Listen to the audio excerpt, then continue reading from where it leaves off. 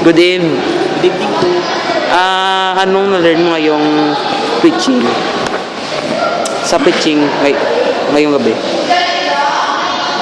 Actually, marami akong na-learn doon about dun sa mga sinabi ni Pastor Edwin. Sa buhay ko kasi,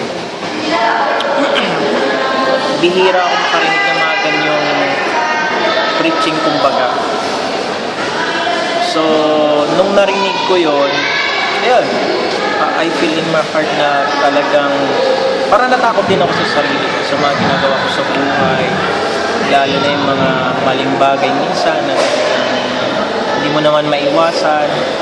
So I pray for God na napunta rito si Pastor Edwin para ituro ng mabuti yung Word of God galing sa kanya.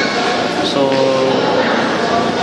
I say to myself na malaking bagay na mangyayari sa buhay ko o pwedeng magbago sa pananaw ng buhay ko because of Pastor Edwin.